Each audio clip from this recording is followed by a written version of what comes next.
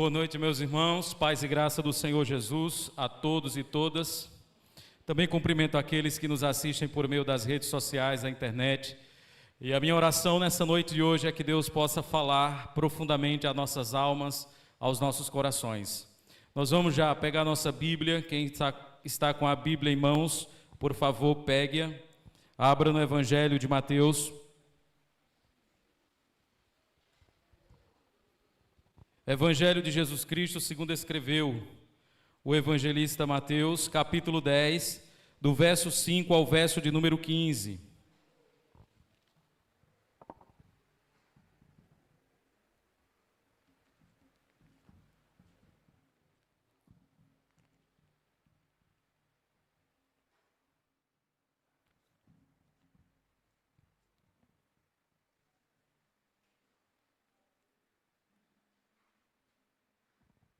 Evangelho de Jesus Cristo, segundo escreveu Mateus, capítulo 10, do verso 5 ao verso de número 15.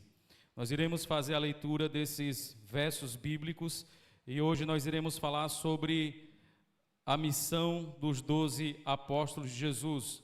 Jesus dá algumas instruções aos seus apóstolos e hoje nós iremos pensar um pouco sobre isso.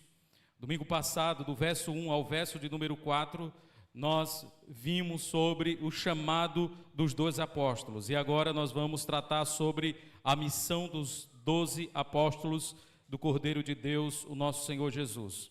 Nós vamos ler um bloco textual aqui, essa perícope, e eu queria que você acompanhasse aí a leitura na sua Bíblia. Por favor, acompanhe a leitura da palavra de Deus, depois nós iremos orar ao Senhor. Diz assim o texto bíblico: a estes 12 enviou Jesus, dando-lhes as seguintes instruções: não tomeis rumo aos gentios, nem entreis em cidade de samaritanos, mas de preferência procurai as ovelhas perdidas da casa de Israel. E à medida que seguirdes, pregai que está próximo o reino dos céus. Curai enfermos, ressuscitai mortos, purificai leprosos, expeli demônios, de graça recebestes, de graça dai. Não vos provereis de ouro, nem de prata, nem de cobre dos vossos cintos, nem de alforje para o caminho, nem de 2 túnicas, nem de sandálias, nem de bordão, porque digno é o trabalhador do seu alimento. E em qualquer cidade ou povoado em que entrardes, indagai quem neles é digno, e aí ficai até vos retirardes. Ao entrardes na casa, saudai-a. Se com efeito a casa for digna, venha sobre ela a vossa paz. Se porém não for, torne para vós outros a vossa paz. Se alguém não vos receber, nem ouvir as vossas palavras, ao sairdes daquela casa ou daquela cidade, sacudi o pó dos vossos pés.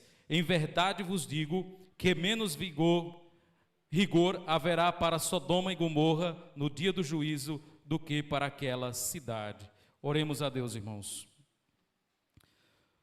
Nosso Deus soberano, Criador, Senhor do universo, Deus providente, nós estamos nessa noite preciosa, Senhor, de dia do Senhor, cultuando, bendizendo e exaltando o Teu nome. Esse é o momento que nós iremos ouvir a Tua palavra, Senhor, e nós queremos te pedir que o Senhor fale profundamente aos nossos corações e às nossas almas. Nós estamos aqui, ó Deus, carentes de ouvirmos a Tua palavra, de alimentarmos os nossos corações com o trigo dos céus. E nós acreditamos, Senhor, que a Tua palavra é o nosso alimento diário. Que o Senhor venha, ó Deus, abastecer os nossos corações.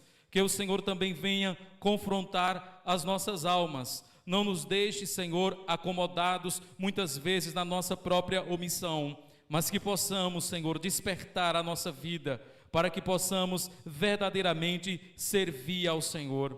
Não somente servir fazendo o que é certo, mas servir fazendo com as motivações corretas. Nós cremos, Senhor, que Tu és aquele que nos chama, nos capacita e nos envia. Por isso, ó Deus, que nessa noite de hoje o Senhor possa falar conosco, Pai. Eu sei que o Senhor não precisa de mim para absolutamente nada. Eu sei, ó Deus, que qualquer outra pessoa aqui estaria falando, ó Deus, as mesmas verdades. Mas eu te agradeço pelo privilégio de ser, ó Deus eterno, o instrumento que irá trazer a tua palavra ao coração do teu povo, Senhor. Obrigado por esse privilégio, obrigado, Senhor, por essa oportunidade, que no decorrer da semana, ao pensar sobre esse texto, o Senhor, ó Deus, amassou em muito a minha consciência, e que eu possa, ó Deus, neste momento também, enviar essa mensagem, pregar essa palavra, e que o teu povo, ó Deus, possa ter um coração aberto para ouvi-la. Mais uma vez somos gratos a Ti, abençoe-nos em nome de Jesus, amém.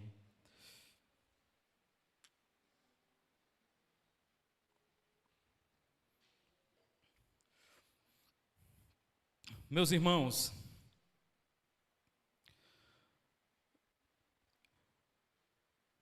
nós temos uma passagem bíblica no Antigo Testamento que diz que a palavra de Deus, ela não volta vazia. Isso está lá no Antigo Testamento. E quando nós pensamos sobre isso, a palavra de Deus, ela não volta vazia, mas ela vai cumprir sempre o que lhe apraz, ou seja, ela vai agir de acordo com o propósito designado por Deus. Nós sabemos que quando pregamos o Evangelho, quando pregamos a palavra de Deus, nós temos a certeza que a palavra que está em curso, ela está cumprindo os propósitos, está cumprindo a vontade de Deus. Às vezes nós pregamos a palavra para pessoas ao nosso redor, e muitas vezes nós não percebemos uma boa recepção à mensagem que está sendo pregada. Nós percebemos uma dureza de coração, uma obstinação de algumas pessoas, e quando nós olhamos isso, nós achamos que a nossa missão fracassou, porque nós pregamos a palavra e a pessoa não se arrependeu, ela não entregou o coração dela a Cristo e ela permaneceu em seus pecados. E nós voltamos para casa, muitas vezes tristes, angustiados, por acharmos que a palavra de Deus, ela falhou, por acharmos que Cristo falhou, uma vez que essa pessoa, ela não recebeu a palavra, ou melhor dizendo, ela não teve um coração receptivo para ouvir a palavra de Deus. Em contrapartida, tem pessoas que nós pregamos a palavra, falamos do Evangelho de Jesus Cristo, e essas pessoas acabam sendo convencidas do seu pecado, convencidas da sua miséria espiritual e do seu estado depravado diante de Deus, e elas se entregam ao Senhor Jesus Cristo sem reservas alguma. Quando isso acontece, nós ficamos alegres e achamos que a palavra de Deus, ela foi eficaz, ela obteve êxito. Cristo e o Espírito Santo não fracassaram. Mas eu queria, nessa noite de hoje, pensar com você que todas as vezes que nós pregamos a palavra de Deus, a obra do Senhor está sendo feita enquanto a pregação está em curso. A pregação, muitas vezes, ela é comparada como a luz do sol, e a luz do sol acaba endurecendo o barro e derretendo a cera. A mesma luz endurece o barro e derrete a cera. E isso, meus irmãos, é o que acontece quando nós pregamos a palavra de Deus. Algumas pessoas serão endurecidas para o próprio juízo delas, e algumas pessoas se arrependerão para que Deus revele a misericórdia dele sobre essas pessoas, de tal forma que naqueles que permanecem na obstinação e aqueles que se arrependem, nos dois a palavra de Deus está sendo eficaz, e nos dois o nosso Deus está sendo glorificado. Nós não podemos achar que quando pregamos o Evangelho e não há conversão, que a missão foi fracassada, ou achar que quando pregamos e há conversão, a missão teve êxito. Nós temos dois profetas no Antigo Testamento que talvez sirvam de ilustração para nós. O primeiro profeta é o profeta Ezequiel.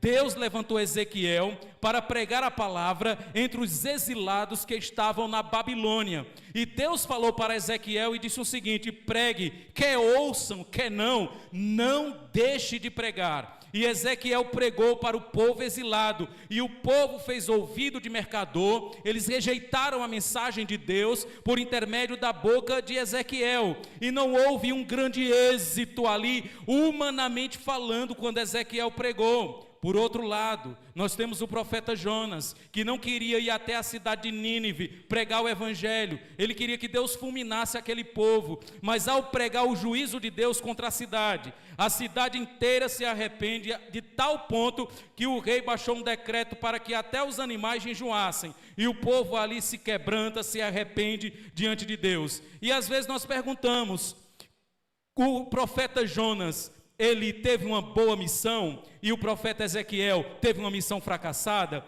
Claro que não, porque a palavra de Deus cumpriu o propósito dela. Deus quis endurecer alguns e Deus quis quebrantar outros. E isso, meus irmãos, mostra para nós que todas as vezes que nós pregamos a palavra de Deus está fazendo efeito no coração das pessoas, e nós precisamos entender que quando pregamos o evangelho, existe 100% de sucesso, não existe nenhum fracasso quando nós pregamos o evangelho, porque a vontade de Deus está sendo feita. Deus quis revelar a misericórdia e a justiça dele. E para que a misericórdia e a justiça do nosso Deus seja revelada, vai haver pessoas que vão abraçar o evangelho, porque tiveram seus corações, como Lídia, aberto por Deus, e vai ter outras pessoas que irão rejeitar o evangelho, porque Deus decidiu entregar à pessoa a própria dureza do coração dela. Então alguns ouvirão, se arrependerão, outros ouvirão e rejeitarão. Em um, Deus mostra a misericórdia, em outro, Deus mostra a justiça dele. Como disse Paulo lá na Epístola aos Romanos, quem somos nós para discutirmos com Deus? Deus, ele é Senhor e dono da misericórdia, e ele usa a misericórdia com quem ele quer. Por que eu estou introduzindo essa mensagem com essa reflexão? Porque Jesus, quando vai dar instrução aos apóstolos, ele vai mostrar que vai ser possível que pessoas aceitem a mensagem e que pessoas rejeitem a mensagem. Quem aceitar, os discípulos devem ter um comportamento em torno daquilo. Quem rejeitar, os discípulos devem ter outro comportamento em torno daquilo. Veja o que ele vai dizer aí no verso de número 5, quando ele dá as instruções e ele envia os seus discípulos para proclamar a mensagem do evangelho do reino. A estes 12 enviou Jesus, dando-lhes as seguintes instruções. Jesus já havia chamado seus discípulos, ele já havia convocado aqueles 12 homens, ele já havia revestido esses homens de poder, ou seja, capacitando eles para a missão, e havia dado autoridade a esses homens, ou seja, dando a eles o direito de exercer o ofício ao qual Cristo chamou. Então eles receberam de Cristo poder, a capacitação e a autoridade, ou seja, o direito de fazer a missão. Quando Cristo chama esses homens, convoca esses homens, Cristo agora vai enviar esses homens. E antes de Cristo enviar esses homens, ele vai dar algumas instruções. E a primeira delas está ainda no verso 5, olha o que ele diz: não tomeis o rumo dos gentios, nem entreis em cidade de samaritanos, mas de preferência procurai as ovelhas perdidas da casa de Israel. Meus irmãos, Cristo aqui, ele prepara os discípulos para essa grande missão. E nós temos aqui uma missão que parece contradizer a missão de Mateus capítulo de número 28. Aqui Jesus chama os discípulos e diz: olha, vão e preguem, mas não entrem em cidade de gentios, nem cidade de samaritanos, mas vão às ovelhas perdidas da casa de Israel. Ou seja, era uma missão privada, uma missão específica, diferente daquela que ele deu em Mateus capítulo 28, quando ele disse: ide por todo o mundo, pregai o evangelho a toda criatura e batizai em nome do Pai, do Filho e do Espírito Santo. Por um lado, nós temos uma missão restrita a Israel, e por outro lado, nós temos uma missão universal a todo ser humano. É importante nós entendermos isso, porque a missão que Jesus dá aos discípulos aqui é uma missão temporária, específica, para cumprir um propósito comum, que era levar o evangelho aos judeus. E é importante, irmãos, que a gente entenda que os judeus, eles sempre tiveram a primazia com respeito à questão do evangelho. Quando Jesus veio a esse mundo, as escrituras vai dizer que ele veio para os seus, os judeus, mas os seus não receberam, mas a todos quanto receberam, deu-lhes o poder de serem feitos filhos de Deus. Jesus foi primeiro aos judeus. O ministério de Jesus, basicamente, ele ficou ali girando em torno da região da Galileia, ou seja, entre os judeus. Jesus, em um momento ou outro, pregou para gentios, aqueles que não são judeus, mas o ministério de Jesus se concentrou basicamente entre os judeus. Então, quando Jesus diz para os discípulos: preguem para, primeiramente, as ovelhas perdidas da casa de Israel, ele está mostrando a primazia de Israel, que foi o povo escolhido por Deus no Antigo Testamento para receber a revelação divina e trazer o Messias a esse mundo. Ou seja, os judeus tinham certa primazia. Em Romanos capítulo 1, verso 16 e 17, Paulo vai dizer que o Evangelho é o poder de Deus para a salvação daquele que crê. Primeiro o judeu e depois o grego. O grego aí é um termo para falar do mundo gentílico. Então, os judeus, eles tiveram a primazia com respeito à pregação do Evangelho. Uma vez que os judeus rejeitaram o Evangelho, a salvação agora se espalha para o povo gentil. Se você ler Romanos capítulo 9, 10 e 11, você vai ver como essa dinâmica da salvação de judeus e gentios funcionava. Deus veio para os judeus ficaram endurecidos, a salvação foi para os gentios, para que no futuro Deus salve Israel por intermédio dos gentios. Os gentios foram salvos por intermédio dos judeus que rejeitaram, depois os gentios aceitarão a mensagem do Evangelho, e por intermédio dos gentios Deus vai salvar os judeus. É assim que funciona, se você ler Romanos capítulo 9, 10 e 11. Então, quando Jesus diz, ide portanto as ovelhas perdidas à casa de Israel, ele está mostrando a primazia dos judeus. Não vá à cidade dos gentios. Na região da Galiléia existiam cidades gentílicas e pagãs, e Jesus está dizendo, a prioridade é os judeus. Nem entreis em cidades samaritanos. Mas samaritanos não eram judeus? Sim, samaritanos eram judeus, mas eram judeus mestiços. Era uma espécie de cruzamento de judeu com assírio. Então, os samaritanos não eram judeus de sangue puro. Por isso que Jesus diz, olha, não vá até os samaritanos, porque eles não eram mais judeus de sangue puro, eles eram judeus mestiços. Mas vão primeiro as ovelhas perdidas à casa de Israel. E ele continua dando instrução com respeito à missão. Veja o verso de número 7. E à medida que seguides, pregai que está próximo o reino dos céus. Olha o que Jesus está dizendo, enquanto vocês forem, pregue o evangelho do reino dos céus. Em outras palavras, Jesus está dizendo o seguinte, pregue enquanto vocês forem indo. Ou seja, aonde vocês estiverem, pregue o evangelho, pregue que está próximo o reino dos céus. Quando Jesus diz, pregue que está próximo o reino dos céus, ele está dando aos discípulos a missão que Deus havia dado a João Batista. A mensagem de João Batista nas margens do Rio Jordão era a seguinte, arrependei-vos porque está próximo o reino dos céus. O reino dos céus, irmãos, é o domínio de Deus sobre o mundo. E o reino dos céus chegou de forma inicial a esse mundo quando Cristo pisou a esse mundo. Cristo, ele é a manifestação do reino de Deus nesse mundo. Por isso que João, quando diz está próximo o reino dos céus, é porque Jesus já estava nesse mundo e ele iria trazer a mensagem do reino que falava sobre o domínio de Deus sobre todas as coisas. Os discípulos tinham a missão de pregar o evangelho do reino dos céus. E evangelho do reino e evangelho de Cristo é a mesma coisa, não são evangelhos diferentes. Enquanto eles vão, eles devem pregar o evangelho. Isso é importante, irmãos. Nós achamos que pregar o evangelho é só um momento pontual na vida da igreja. De repente, nós montamos o calendário da igreja e de repente a gente marca um dia para evangelismo. Não. Isso pode ser feito, isso tem sua validade, isso tem sua importância, mas quando nós falamos de pregar o evangelho, não é em um momento pontual do ano, não é em um evento pontual do ano. Pregar o evangelho é uma atividade que todo cristão que foi salvo faz isso constantemente nas oportunidades que Deus dá a ele. A ideia é ir e pregar, e pregando. Quando Jesus disse ide e pregai o evangelho, ele está dizendo, enquanto vocês forem, falem do evangelho. Aonde vocês estiverem, falem do evangelho. Nas oportunidades que vocês tiverem, falem do evangelho de Jesus Cristo. Deus colocou muitas pessoas que são incrédulas ao nosso redor, ao nosso convívio, e nós temos oportunidade de falar do evangelho de Cristo, mas nós não fazemos isso. Nós esperamos um dia para entregar folheto na rua, nós esperamos um dia de um evento que a igreja faça para evangelizar. Mais uma vez reitero, isso tem sua validade e tem sua importância, mas nós temos uma missão como cristão. Nós podemos fazer isso coletivamente, mas nós também devemos fazer isso individualmente e não substituir uma coisa por outra. Deus nos deu essa incumbência de, enquanto estivermos indo, pregar o evangelho. E para onde você vai? Você vai para a faculdade, você vai para o seu trabalho, você vai para a feira, você vai para o mercado, você vai para diversos lugares. E é justamente nesses lugares que Deus, Ele te dará a oportunidade de você falar do Evangelho para as pessoas. Além de falar do Evangelho do Reino, ou seja, reverberar a pregação de João, eles também devem fazer o que Cristo fez, verso de número 8. E o que Cristo fez?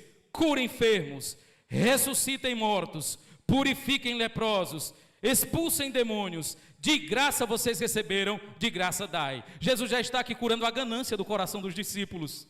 Jesus está dizendo: olha, vocês vão pregar, vocês vão curar, expulsar demônio, ressuscitar mortos, purificar leprosos, ou seja, fazer milagres extraordinários, milagres sobre-humanos. Mas Jesus está dizendo: não cobrem por isso, vocês não devem cobrar por isso. Jesus não autorizou os discípulos a fazerem campanhas de milagres e cobrarem ingresso por isso.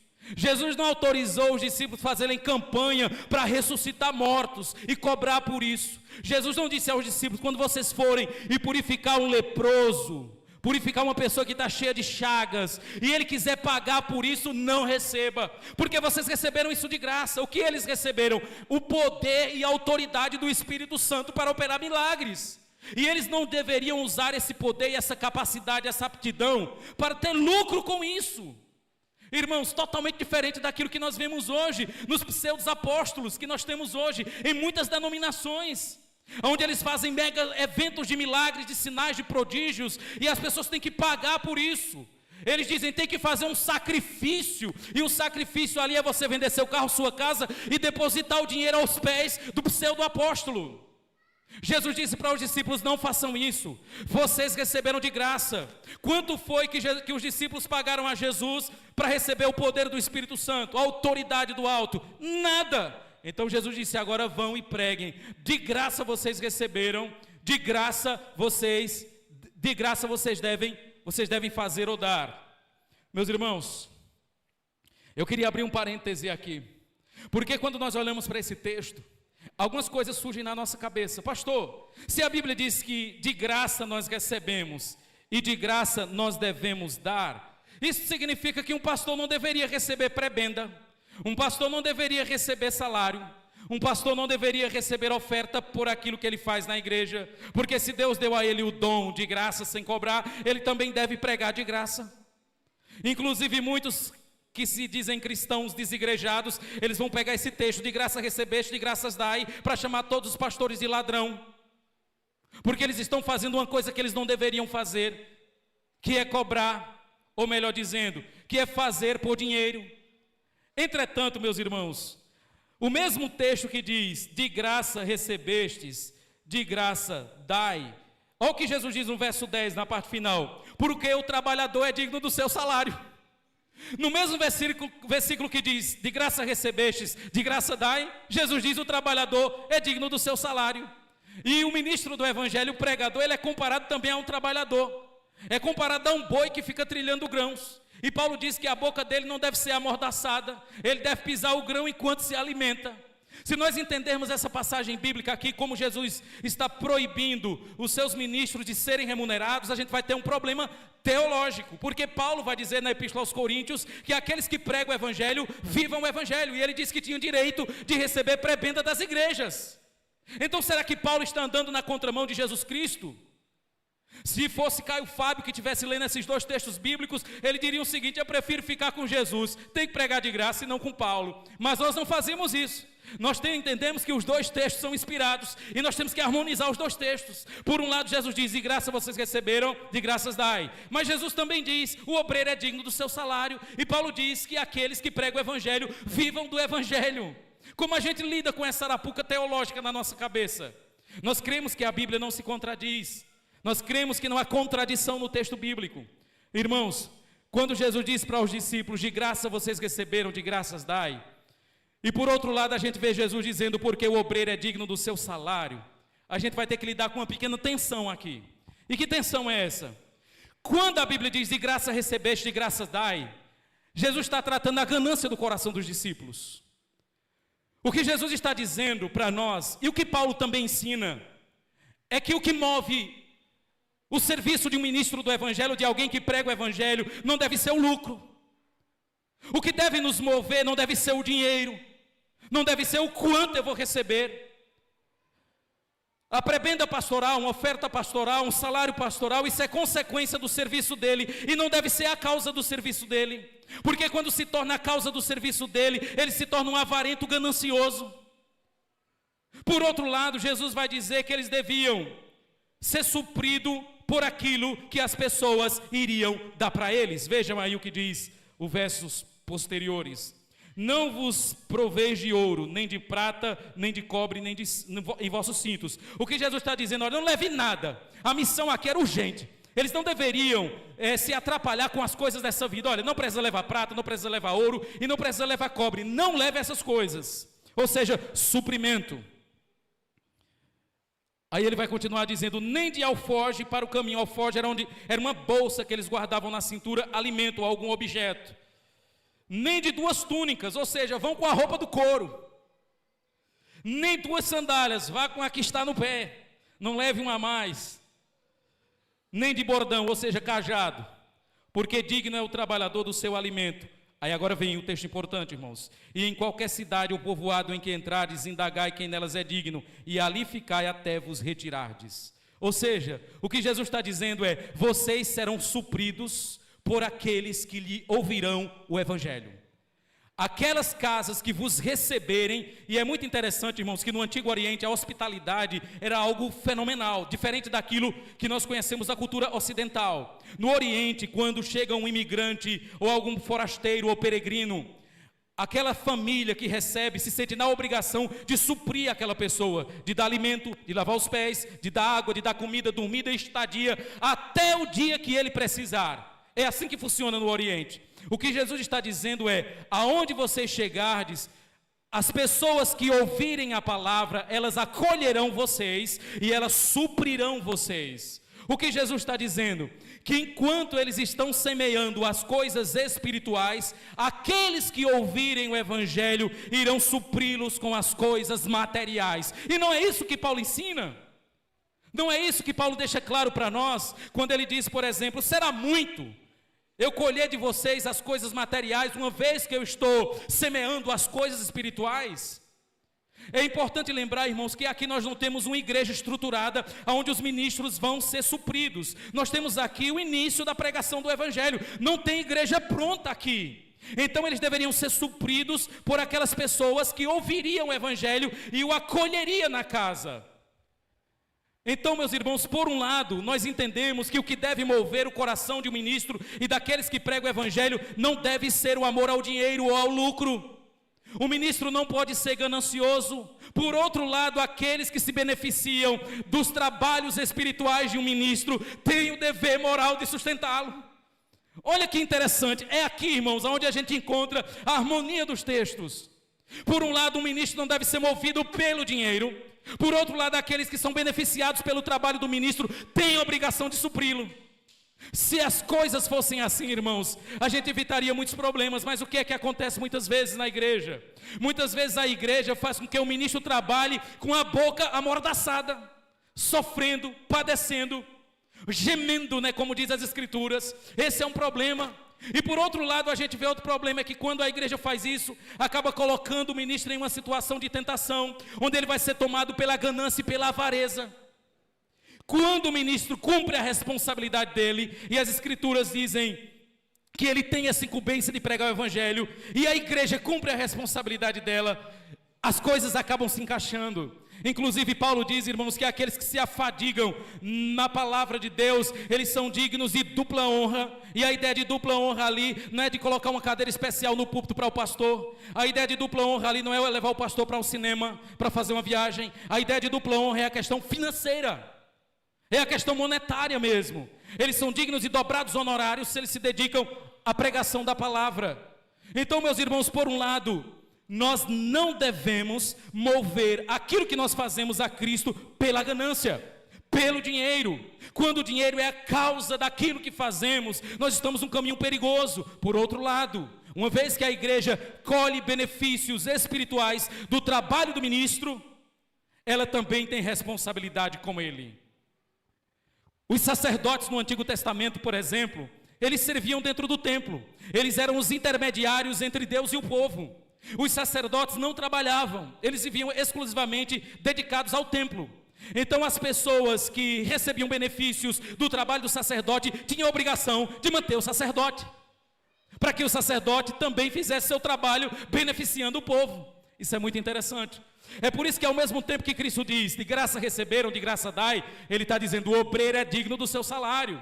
O que Jesus está dizendo é, essas pessoas que irão ouvir vocês, elas sustentarão vocês, elas estão colhendo benefícios espirituais e naturalmente elas suprirão vocês. E está correto. Seguindo, irmãos, o texto bíblico vai dizer ainda mais o seguinte: em qualquer cidade ou povoado em que entrardes, indagai quem nelas é digno. A ideia de uma pessoa digna aqui é de uma pessoa que tem o coração aberto para ouvir o evangelho.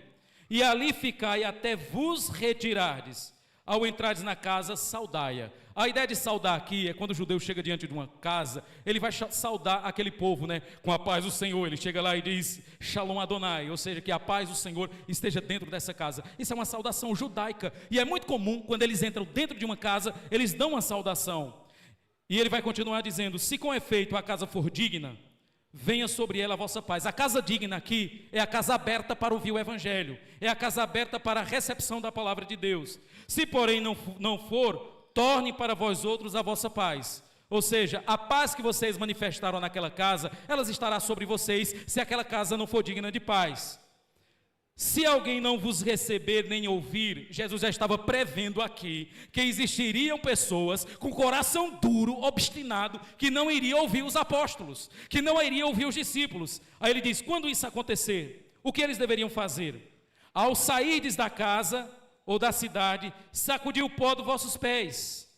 Irmãos, quando um judeu chegava em terra pagã, e ele tinha que passar, ir para uma região, e tinha que atravessar um território pagão, quando o judeu saía daquele território, ele tinha que sacudir a poeira da sandália dele, porque eles consideravam o solo, aonde está situada uma cidade pagã, é um solo amaldiçoado, é um solo maldito, é um solo que está debaixo de maldição divina. Então quando eles iam andando e curvavam uma região pagã, ao sair de lá, eles tinham que bater o pé.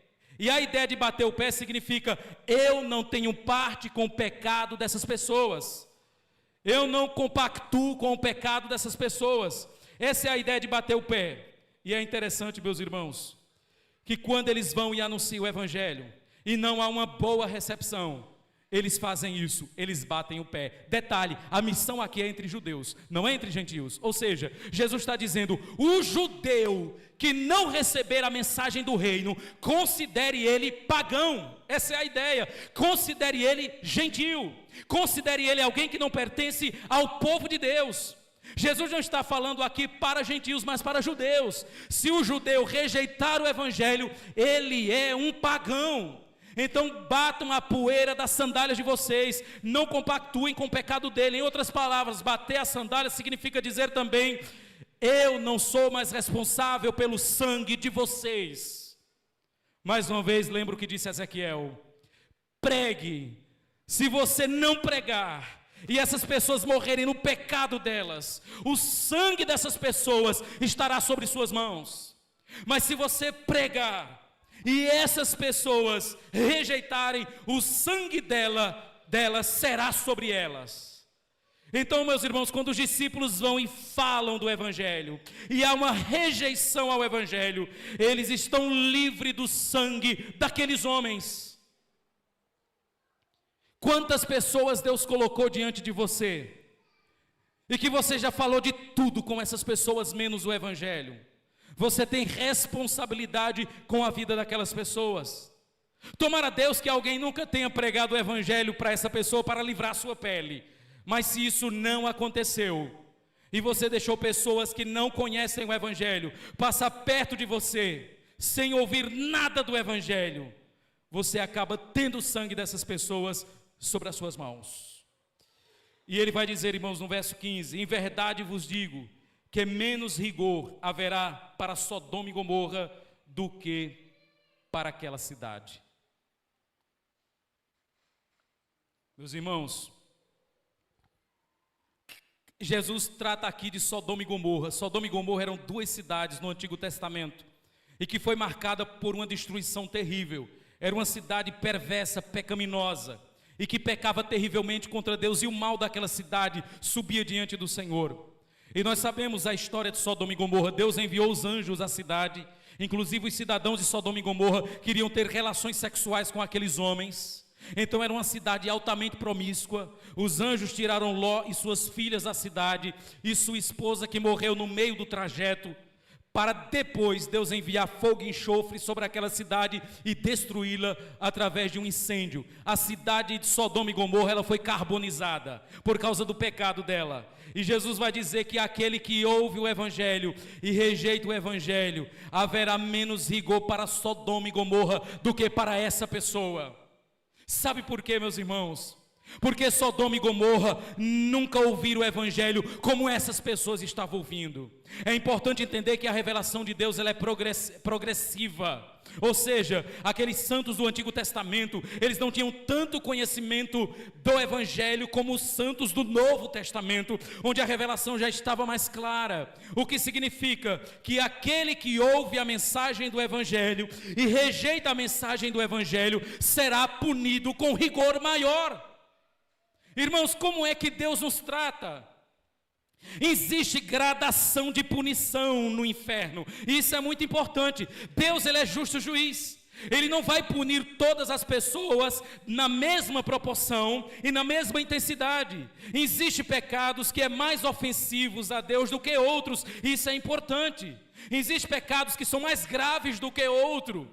Mais uma vez reitero o que disse para os irmãos em uma escola bíblica. Quando eu falo que existem pecados mais graves que outros, não é que você vai ter que selecionar os menos graves para praticar, enquanto você se abstém dos mais graves. Todo pecado é suficiente para levar o homem para o inferno. E é interessante, meus irmãos, que Deus, sendo justo, ele não pune da mesma forma todo pecado. O que você diria, por exemplo, de um juiz que pune um estuprador com prisão perpétua e um ladrão de biscoito com prisão perpétua? Está desproporcional, porque o crime do estuprador é mais grave do que o ladrão de biscoito. Então eles não podem ter, em tese, a mesma punição.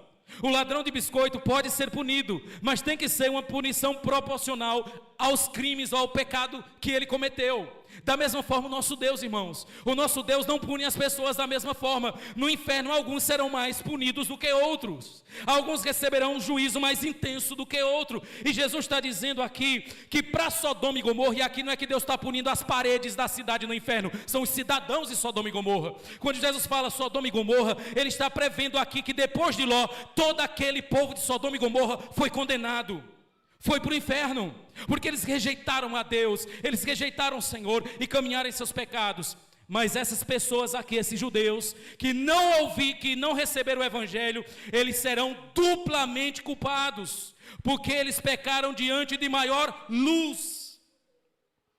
Irmãos, a gradação de punição na eternidade não é só com respeito ao pecado cometido, mas a rejeição da luz que você recebeu. Como disse pastor John Piper certa vez, o problema não é que nos falte luz, o problema é que nós amamos as trevas. Deus, quando envia mensageiros para pregar o Evangelho, e nós rejeitamos o Evangelho, irmãos, isso é comprometedor para nós. Seria melhor nunca ter ouvido a mensagem do Evangelho do que ouvir e rejeitar. Seria melhor nunca ter ouvido o Evangelho. Pessoas estão aqui dentro nessa noite de hoje, eu falo para você isso. Cada mensagem que você escuta, cada pregação que você ouve, se você conhece o Evangelho, você já se comprometeu diante de Deus. Enquanto você rejeita o Evangelho, quanto mais você vira as costas para Deus, se mantém na obstinação do seu coração, mais o juízo de Deus será severo.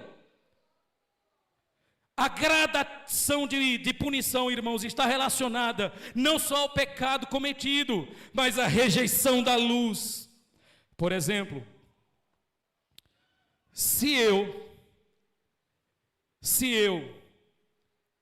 não soubesse que cometer adultério era errado, e eu cometesse adultério, eu estaria pecando?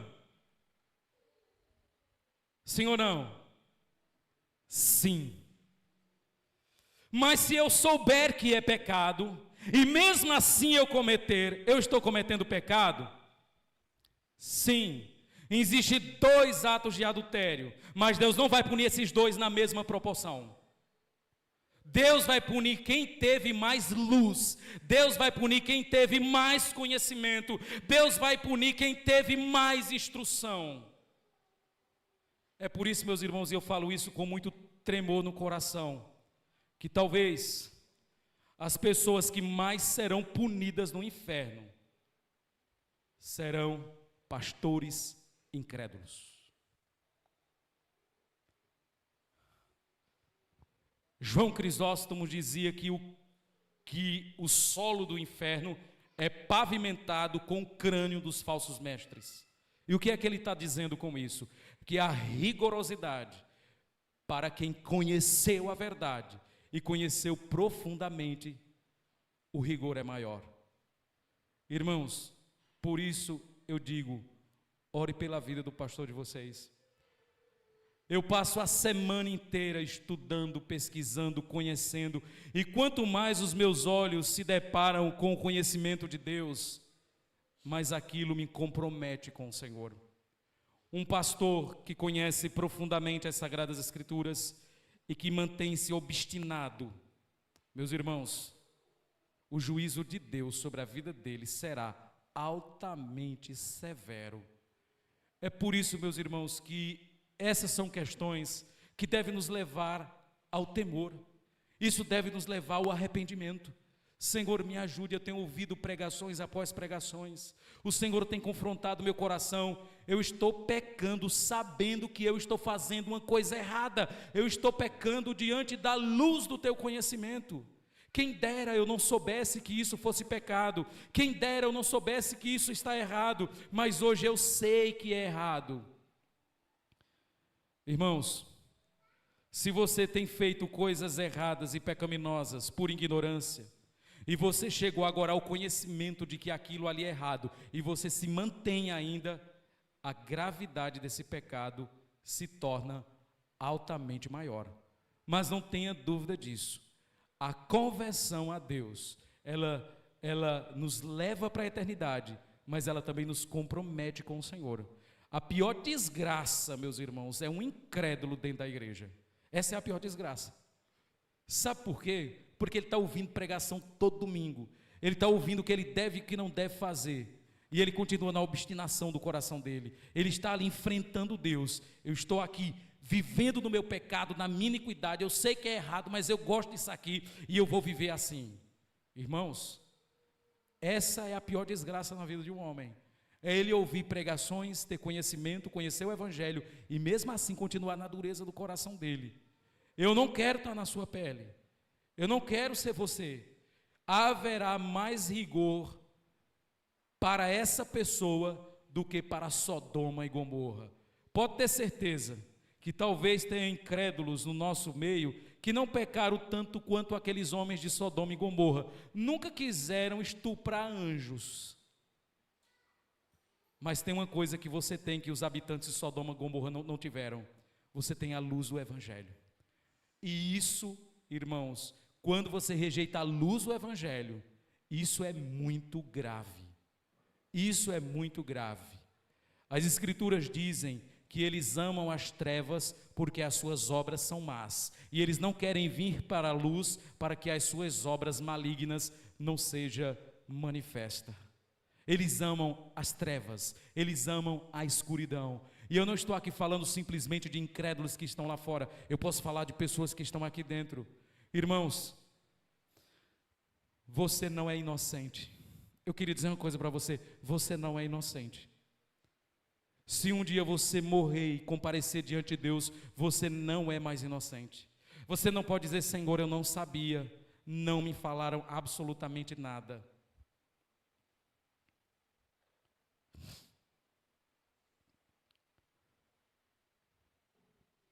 Alguém às vezes me pergunta, irmãos, e diz o seguinte: pastor, qual o fim daquelas pessoas que nunca ouviram o Evangelho de Jesus Cristo e morreram nesse estado? Nós temos, irmãos, muitas nações, tribos, povos que foram dizimados e nunca sequer ouviram a pregação do Evangelho de Jesus Cristo. Eles nunca receberam um missionário, eles nunca receberam um folheto evangelístico, e essas pessoas morreram. Aonde elas estão? Aonde essas pessoas se encontram? Essa é uma pergunta interessante. Alguns teólogos vão dizer que essas pessoas foram salvas por causa da ignorância dela. Deus usou o seguinte critério para salvar essas pessoas: elas não ouviram o Evangelho, mas Deus, no conhecimento dele, preveu quem se converteria daquele povo que tivesse acesso ao Evangelho e quem não se converteria tendo acesso ao Evangelho. Então, com base nisso, Deus salvou pessoas desses lugares, dessas tribos que foram dizimadas sem ouvir o Evangelho. Outros vão dizer que Deus vai salvá-las porque elas estão na ignorância, e Deus seria injusto em condenar pessoas que não ouviram o Evangelho de Jesus Cristo. Sabe qual é o problema? O problema é que nas Escrituras nós só temos um único caminho de salvação, que é a fé em nosso Senhor e Salvador Jesus Cristo. O homem, ele nasce ignorante. Aliás, o homem, ele nasce condenado. Ele pode ser um ignorante do Evangelho, mas ainda assim ele está condenado. O homem, a ignorância não pode ser um caminho de salvação junto com Cristo.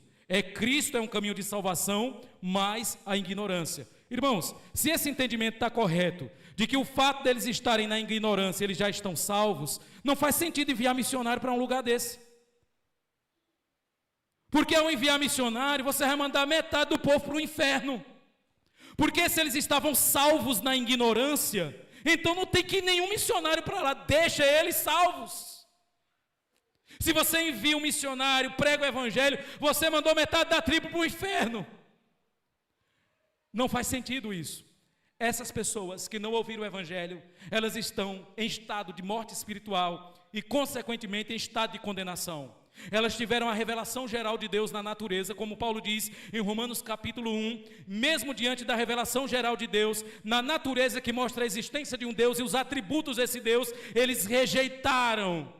E por causa disso eles são indesculpáveis, ou seja, nem o índio que morreu e nunca ouviu o Evangelho tem desculpa diante de Deus, quanto mais você, que todo domingo escuta a pregação do Evangelho, que todo domingo ouve a mensagem de salvação. Se um índio que nunca ouviu isso e morreu em seus pecados foi condenado, quanto mais nós, irmãos, quanto mais nós. Isso tem que mexer com a nossa vida, com o nosso coração. Às vezes nós estamos dentro da igreja, mas somos um incrédulo com respeito à vida por vir. Nós achamos que o Evangelho é só para esse momento nosso aqui, e não é. Quando nós partirmos desse mundo, nós iremos dar conta a Deus da nossa vida. Portanto, quando você olhar para aquele índio, para aquela tribo que foi dizimada sem ouvir o Evangelho, e mesmo assim eles foram condenados porque eles nascem debaixo de condenação, não acho que você está numa situação melhor, você está numa situação pior. Porque você está ouvindo o Evangelho, a luz está resplandecendo, e você continua amando as práticas tenebrosas das trevas. No dia do juízo, haverá mais rigor para você do que para aqueles índios. Haverá mais rigor para você do que para aquelas tribos, porque eles não ouviram o Evangelho, e Deus vai amortecer a pena sobre eles. Entretanto, aqueles que ouviram e rejeitaram, a pena será severa e dura. Conclusões para nós, irmãos. Nós não podemos nos esquecer, diante de tudo que ouvimos aqui, que quando nós pregamos o Evangelho, sempre vai haver as duas situações. Pessoas ouvirão, se arrependerão, pessoas ouvirão e rejeitarão. Isso é normal. Pessoas ouvirão e se arrependerão, e outros ouvirão e permanecerão com o coração endurecido. E não ache que a mensagem do Evangelho fracassou. Cristo não fracassou. Irmãos, a doutrina bíblica da eleição soberana é o que faz com que a missão de pregar o Evangelho não fracasse. Não fracasse. Irmão, se Cristo, Ele, ao morrer na cruz, Ele fez expiação de pecado de todo ser humano, de todo indivíduo que existe no mundo, em partes, a expiação de Cristo fracassou, porque Ele morreu por pessoas que serão condenadas. Parte do sangue dele foi derramado em vão, e nós podemos dizer que somente 50% da missão teve êxito. Mas se nós compreendermos que Deus deu a Cristo na eternidade um povo em um pacto de redenção, e Cristo veio a esse mundo derramar o sangue por esse povo, e esse povo vai ser salvo, a missão teve pleno sucesso. Nenhuma gota do sangue do Redentor foi derramada em vão. Nenhuma gota do sangue de Cristo caiu por terra em vão. A missão não fracassou, a missão teve êxito. Se Deus não escolhesse salvar pessoas e Ele enviasse a igreja para pregar, ninguém se converteria, seria 100% de fracasso. Mas não foi assim. Deus, na eternidade, Ele deu um povo ao Filho, e Ele enviou o Filho para morrer por esse povo, e esse povo chegará à fé. Mas não tenha dúvida disso, de tal forma que no inferno você não encontra pessoas ao qual Cristo pagou o preço pelo pecado delas, e elas estão pagando o preço novamente. O mesmo pecado pago 2 vezes. Deus não faz isso. Eu até entendo, irmãos, que a morte de Cristo, ela é suficiente para salvar o mundo inteiro. Mas Deus, em seu plano, decidiu que ela fosse eficiente na vida do povo eleito dele. Segundo, o juízo de Deus, irmãos, ele sempre será mais severo contra aqueles que pecaram diante de maior luz. O juízo de Deus será sempre mais severo para com aqueles que pecaram diante de maior luz. Se você chegar para mim, pastor, eu estou estudando a Bíblia, estou conhecendo mais as coisas de Deus, isso é bom, mas isso lhe compromete também diante de Deus. Você não é mais inocente. E eu não estou dizendo que você tem que dizer, pastor, se quanto mais conhecimento eu tenho, mais eu me comprometo, então é melhor não ler a Bíblia. Você está decidindo pela ignorância. Isso é grave. E por fim, aqueles que estão engajados, meus irmãos, na pregação do Evangelho de Jesus, eles nunca devem ser motivados pelo lucro, eles nunca devem ser motivados pelo dinheiro, eles nunca devem ser motivados pelas posses, mas o que move eles deve ser o amor por Deus. Deixa eu dizer uma coisa para você. Quando Cristo veio morrer nesse mundo, a causa da morte de Cristo não foi o amor por pecadores. Isso é muito importante. A causa da morte de Cristo não foi o amor pelos pecadores. A causa da morte de Cristo foi o amor ao Pai. O efeito disso foi o amor aos pecadores. Mas a causa de Cristo vir a esse mundo foi o amor pelo Pai. O que deve nos mover a pregar o Evangelho de Jesus Cristo não deve ser o amor às pessoas. Isso deve ser feito. A causa tem que ser o amor a Deus, porque se a causa de pregar o Evangelho for o amor às pessoas, você vai desistir logo de pregar o Evangelho, principalmente quando você chegar diante de pessoas que vão lhe xingar, lhe achincalhar quando ouvir o Evangelho. Você não vai continuar amando essas pessoas, mas o que deve lhe mover a causa é o amor a Deus. O efeito disso é o amor ao próximo. É por isso que a gente sempre diz que deve amar o próximo, não por causa do próximo. A gente ama o próximo por causa de Deus. Por causa de Deus. Porque se for para amar o próximo pelo próximo, nós não vamos amar. Mas nós amamos o próximo por causa de Deus. O amor que nós distribuímos para o outro tem que vir primeiro do céu. É por isso que eu sempre digo, quando nós estamos em atrito com irmãos, o nosso problema não é com o irmão, o nosso problema é com Deus, porque nós não estamos amando. O que deve nos mover a pregar o Evangelho, irmãos, não pode ser o lucro, não pode ser dinheiro, não pode ser nenhum benefício material. Isso tem que ser consequência. A causa sempre tem que ser o amor e a obediência ao nosso Deus. Eu queria nessa noite de hoje orar por nossa vida, orar pelo nosso coração, pedir a Deus, irmãos, que o Senhor nos tire do comodismo e da sonolência. Você ouviu mais um sermão nessa noite de hoje. Você ouviu mais uma pregação. E você está mais comprometido hoje do que esteve domingo. O que você vai fazer com isso? Feche os seus olhos. Senhor nosso, ó Deus, eu temo e tremo diante do Senhor, quando sei, ó Deus, que um dia eu terei que estar diante do Teu santo trono, do Teu santo tribunal, Senhor, para prestar contas da minha vida. Ó Deus, eu quero orar nesse momento, Pai, primeiramente, para que o Senhor me ajude. Me ajude, ó Deus, a trilhar o caminho de salvação. Que eu não venha, ó Deus, pregar aos outros enquanto eu mesmo estou a caminho do inferno. Mas que eu possa amar verdadeiramente o Teu Filho Jesus, Pai.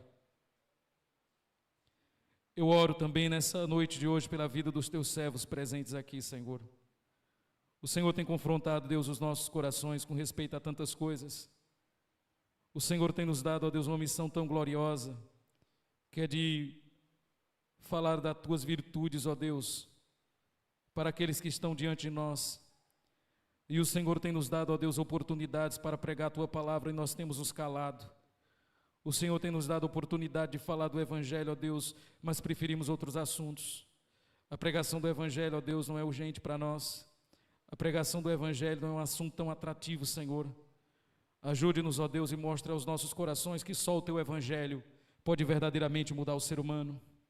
Eu oro também nessa noite, ó Deus, por pessoas que estão aqui dentro e que têm vindo dominicalmente ouvir Tua palavra e têm tido, ó Deus, conhecimento e têm conhecido verdades e a cada dia elas estão se comprometendo, ó Deus, com o Senhor.